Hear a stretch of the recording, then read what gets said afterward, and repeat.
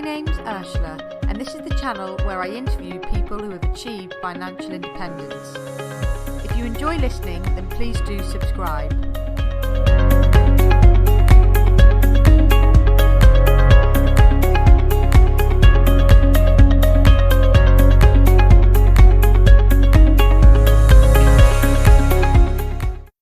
So, welcome to FIREFighter. Today I'm talking to Neil Doig, Director of Money Tips. So let's crack on. Tell me a bit about yourself, Neil. What do you do and what projects are you currently working on? Hi, Ursula. Thanks so much for having me, first of all. So my company is Money Tips, stands for Tax Investment Property Pension Savings, and we're a financial education company. So we help people make better decisions with their money. So I'm also a Financial Times author for my book, Millennial Money Mindset. If you want the fruits, you need the roots. And creator of Football Formation Asset Allocation, which is a card game which teaches people to become financially independent and retire early. Okay, so it sounds like you've got quite a lot on there and you're doing quite a lot of stuff. So for a lot of people have a kind of a quite specific reason as to why they're interested in sort of financial independence and finance kind of in general. When did you first become kind of interested either in the FIRE movement or financial independence, and sort of what sparked that interest? So my first vivid memory of money was during the 1990s. Britain had just come out of Europe. It was the height of the stock market had just plummeted. It was Black Monday, and it was kind of a crazy time during the recessions. And first memory of me, I was on the floor full of pound coins, like a scene from DuckTales, the Disney cartoon DuckTales. And basically had been at a jumble sale. We'd saved, trying to raise money for a scout bus. So we'd basically collected old clothes and toys and things like that. We went around people's houses and basically collected their own toys and clothes and delivered it to the scout hut, and we basically sold it for a jumble sale to raise money for this bus. So it kind of envisaged it. I had this is what I always think about when I kind of think back to my first memory of money, and it kind of instilled in me how there's opportunity in any market, and how even in bad times that there's always opportunity. It kind of resonates to today with us in Britain coming out of Europe. Essentially, we're heading into, we had a kind of, over the last few weeks and months, there's been a kind of a stock market kind of crash. And yeah, England at the same time, England football team both were in the semi-finals back in the 1990s in the World Cup, and recently as well. So it kind of, I think history kind of rhymes. It's quite strange how things kind of come about. So that was kind of my first memory of kind of money, and what I kind of envisaged happening. Yeah, I think it's really interesting what you say. I think history definitely repeats itself. And I think we're probably finding that. So just listeners and watchers, we're actually recording during the COVID-19 pandemic. And what is interesting is obviously there are an awful lot of businesses which really are in trouble and are going under or potentially will go under. But there are other businesses which are booming. Zoom, for example, the platform we're currently utilizing, is obviously doing really well. A lot of our online platforms, supermarkets are not having a bad time of it. So it is one of those horrible things that there is, it can sound a bit crass to say it, but there is kind of always an opportunity in any market to make a bit of money. I always think of it like this. Well, in chapter 6 of my book, Millennial Money Mindset, I talk about the seasons. So think of it, it's like a business cycle. So every cycle there's good things that companies do. Some companies do well, some companies don't do well. So at the moment, we're kind of in the autumn of the financial business cycle. So think of the business cycle like the seasons of the year. So it's got spring, summer, winter, and fall. So when the market kind of, the way it moves up is, essentially there's kind of different companies do better in different times. Each company has like strengths and weaknesses. So it's a bit like we're heading into the kind of autumn where it's fall, or the autumn, and then essentially will be through a winter months. And then when things happen again, if you look at kind of a lot of the big businesses or the most successful businesses like FedEx and Uber, they all were kind of created during recessions. So even in the bad times, there are kind of companies that can provide good value for customers. And that's essentially what it's all about, providing value for people. Yeah, definitely. So obviously that was quite a formative experience with money. And I suppose where is that taken you? And just be interesting to know a little bit more about your kind of career background, sort of more generally. Yeah, so I started off in the shipping industry. So I'm a chartered shipbroker. So originally moving kind of tankers from A to B, essentially adding value there. So after university, I went to night school and got my qualifications as chartered shipbroker, then moved to gas trading. So we're buying and selling millions of pounds worth of gas each day. So kind of 8 screens around me, working 12-hour days, kind of questioning, do I want to be doing this for the rest of my life? So my biggest day trade, so I was buying and selling gas, was £940,000 in a day. And that's where there was a pipeline from Norway which froze over. And essentially it was one of the coldest days in the UK, and kind of gas price like spiked up massively. It was actually a Saturday morning, and I was kind of crazy enough to be in the office that day to see what the market was doing, and essentially had to source some gas from France. So had to buy some gas from the continent to provide. Essentially, think of it like it's all about demand and supply, similar to markets, the stock market. So because people are at home, it's much colder, people are more likely to turn their heating on, so the demand goes up. If that pipeline from Norway, we get a lot of majority of natural gas from Norway. If that pipeline's not essentially supplying the UK, then there's a supply and demand imbalance, and that's going to push the price up. So yeah, £940,000 kind of mental day. It was actually it was on the metro the next morning, and not me, but the gas prices went up to £1, which was trading at something like 23p the week before. So yeah, that's gas industry. I actually got made redundant from that, and kind of gave me an opportunity to say, actually, what do I want to do with myself?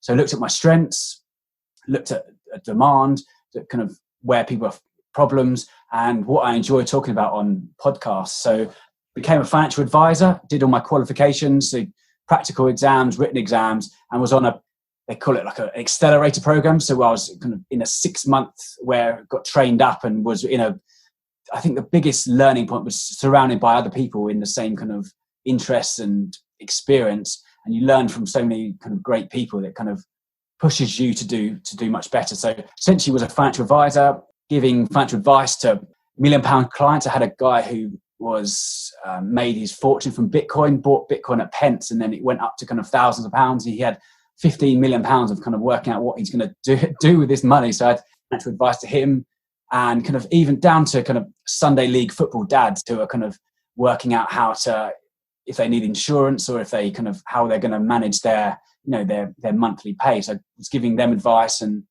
I was also giving advice to people who are trying to essentially save money on, they've built up a property portfolio, and kind of how they can reduce tax. And I kind of had this conscience. I'd been working with this client for months, and I had this kind of conscience in my pit of my stomach at that kind of client had finally signed on the dotted line. Before the ink dried, I kind of thought, actually, do I really want to be helping rich people save more tax? And I kind of envisaged how many like hospital beds that could provide, how many school books that could provide, libraries and schools. So I thought, actually, this is probably not the right choice for me. So, and also I'd written a book called Millennial Money Mindset.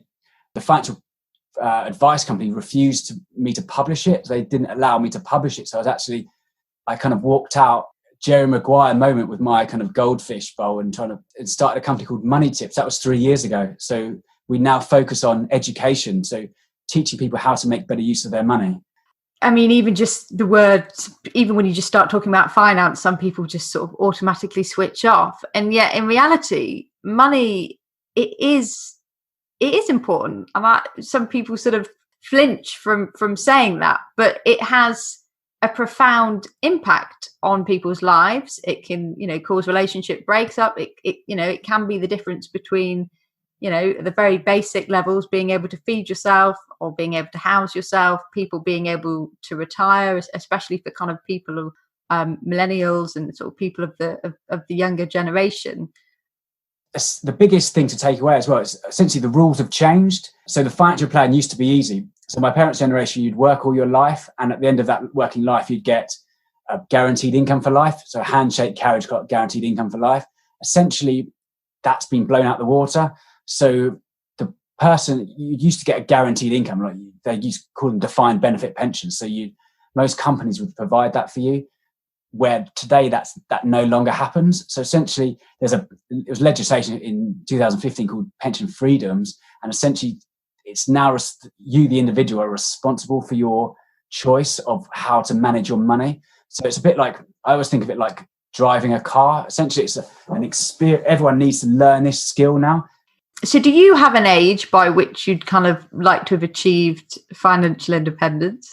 My goal is 45. So I'm 38 at the moment. So that's my goal. I'm kind of halfway there. But yeah, I guess it depends on, you read a lot of people about, so it all comes down to lifestyle. So you can either have a big lifestyle or a small lifestyle. So it depends on what kind of lifestyle you want. And essentially it's down to your numbers, how much you need to live on for the rest of your life. So there are a number of books that came out. I'm not going to mention the books, but essentially they sleep in a tent and kind of live on kind of beans, which is fine, but it depends on what kind of lifestyle it is for each person. I live in Oxford, it's quite a nice, quite an area, and it's maybe a bit more expensive. Or if people live in London, it's probably not as easy to get financial independence than if you live in kind of the countryside or or a cheaper area. So essentially it's down to knowing your number and knowing your lifestyle. Yeah, no, I agree, because I think so. I would say I'm probably quite similar. I'm not a lavish spender, and I do save and invest a reasonable amount. But at the same time, I don't want to be eating sort of baked beans every day. Although I do also enjoy, obviously we can't at the moment, but going to the theatre and sort of seeing friends. And I think sometimes there can be this pressure, especially within kind of financial independence circles, of really trying to cut down everything as much as possible. And I just think it is a balance, and you want to make sure that you kind of enjoy the journey and enjoy the process as much as possible. But what do you think is important to sort of achieve FI in terms of kind of the mindset? Because in a lot of conversations that I've had, that is something that people have really emphasized, actually having certain sort of values or even a kind of a certain state of mind. Exactly. So my book is called Millennial Money Mindset. If you want the fruits, you need the roots. So essentially it's all about mindset. I think mindset essentially is 80% for investing and 20% technical. So that's so it's more about mindset. And also it's about, you need goals as well. It's better to have goals that kind of pull you out of bed rather than kind of getting pushed by your kind of to-do list. So I think it's about looking at what's happening. It's more about meaning and purpose and happiness. So essentially I started off with my FIRE journey, so financially independent, retire early. And I kind of came to, I guess my epiphany was actually, and I write about this in my book, it's not necessarily about retiring early. It's more about, so I changed from wanting to go from FIRE to go from fish. So being financially independent and seeking happiness. So it's more, for me, it's more about being happy and trying to actually say what's my purpose and meaning, and having that kind of goal to head towards initially and knowing where you want to get to was really powerful for me. That was kind of, so essentially it's not necessarily about kind of retiring early. As I've got older, I've kind of realized this. I think a lot of it is about, what do they say? Knowing your why. Yeah, exactly. I mean, that's Simon, what's his name? Know your why. But no, it's super important, I think, to know. Yeah, I think so. In my book as well, I talk about, there's a Japanese concept called Ikigai. Essentially, it's knowing your purpose. So that's coming back to what I talked about when I got made redundant. I was like, actually, what are my strengths? What am I good at? Where's there a problem? How can I help people?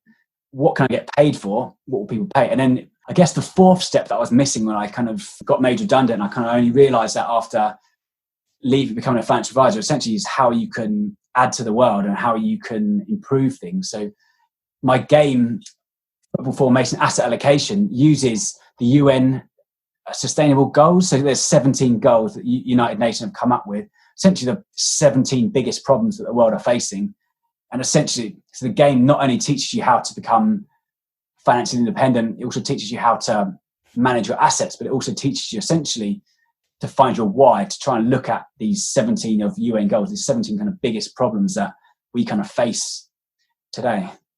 Whenever I talk to people about being interested in, financial independence, people just automatically just think, oh, it's a bit boring, I suppose, when that kind of goes back to what we were saying about finance stuff in general.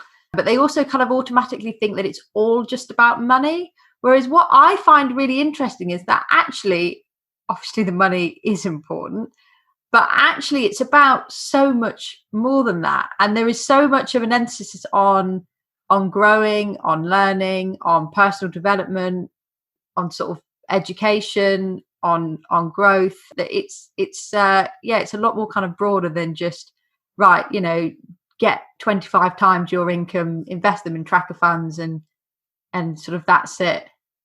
Yeah, it's about freedom as well is a quite important thing. So you can actually have the choice to work for joy or work because you have to. So it's about having that choice and freedom. Yeah. No, I think freedom is absolutely massive, and I've talked about it with people time and time again. I think it's for a lot of people who are interested in financial independence. Yeah, one thing that I've noticed is that they are all people who very much care about having freedom and autonomy over your own time. Okay, so we've been really positive about financial independence, but I'm going to ask some of the questions that critics would often throw at people who espouse financial independence. So there's sort of two main critiques. And I suppose the first one is FI is only possible for mainly sort of people who earn well above the average UK salary. Let's be honest, probably mainly men who work in the city, who work in the tech industry, who work as engineers. So that's kind of one criticism.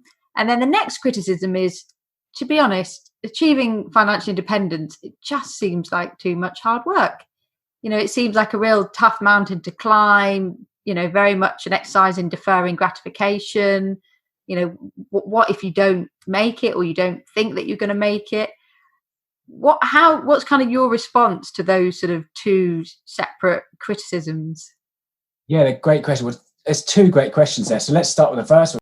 I did a really good interview about the investment gender gap with Ellie from This Girl Talks Money. I've got a podcast called Millennial Money Mindset, and we kind of looked into the kind of investment gender gap, and some of the findings were really shocking to me. I didn't know. And essentially there's kind of crazy stats with until 1970, women couldn't get a mortgage without the signature of a man. It's crazy, right?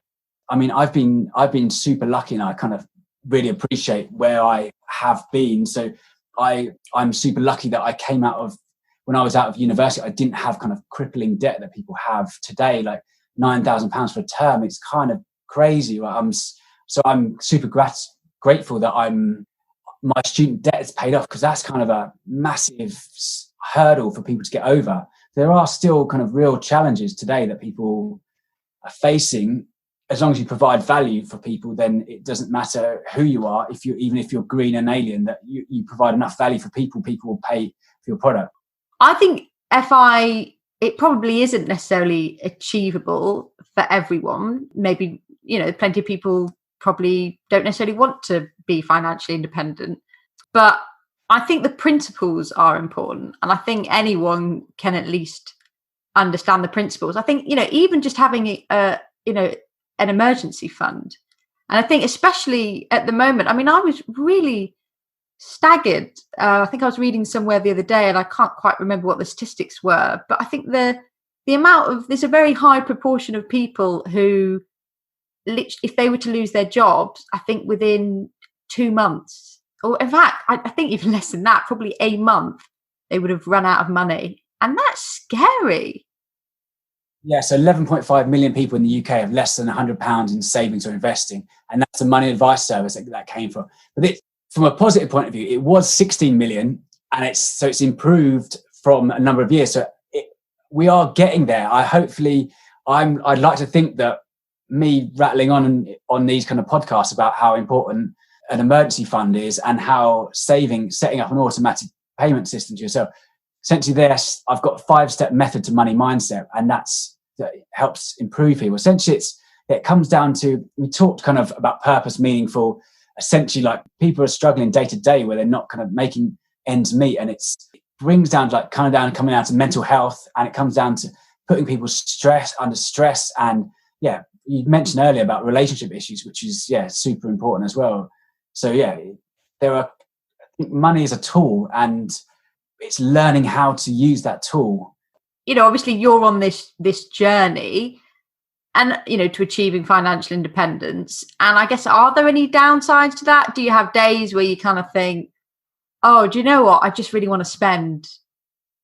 I guess I'm taking a different journey than most people. So I'm starting my own business, which I think is kind of like, I think it like maybe a higher stress level. It's a bit like, I think starting your own business, a bit like moving from, moving to kind of a child to a parent, where you've got kind of your money mindset. You have to kind of, pay invoices, pay other things, rather than just having your own. It's kind of increased stress level compared to having a job. I don't know if that makes sense, but having your own business, and you kind of worry, is your business going to survive? Think of it like, so you have more stresses than, just if you've got essentially a stable, I guess, who has a stable 9-to-5 job anymore? I guess it's maybe, I wouldn't say easier, but when I'm 38 now, so I've been kind of saving, investing for over 20 years. So for me, it was easier when I had a kind of a job that I would just put 10% away into. You would have we have auto enrollment pensions these days. So you kind of need to think about it. But I guess it all comes down to how quickly do you want to get there. So if you want to take more risks, so I think of it. So chapter 4 of my book, we talk about investment journey. It's like going on a road trip. So it's a bit like choosing your vehicle. So you can either choose the kind of the slow scenic route, or you can kind of choose the ups and downs of the market. So, and the kind of the faster car. So I've got quite an ambitious target of, as I said before, 45, which is quite pushy, quite ambitious. But I've gone the kind of more ambitious route, because for me it's a personal goal. Like, everyone's got different goals. It's not right or wrong. So other people might choose, their goal might be to, run a marathon, or to have more holidays. That's perfectly fine. It's not right or wrong. I guess it's just depending on each person. So each person is individual. But pension is just how much you need to live on for the rest of your life. Essentially, once you know your number, your total expenses times 25. Essentially, that will be your number. And then once you hit that, then the calculators that people use is kind of 4%. Maybe I'm not going to get into it on a kind of a short podcast, but I can please have a look on that video, Millennial Money Mindset, on YouTube, or have a listen to I've got a podcast as well, Millennial Money Mindset. So if you want more information, or just go to moneytips.co.uk. Brilliant. Well, listeners, I hope you've enjoyed this podcast and show. And if you enjoy, then please like and subscribe to my channel.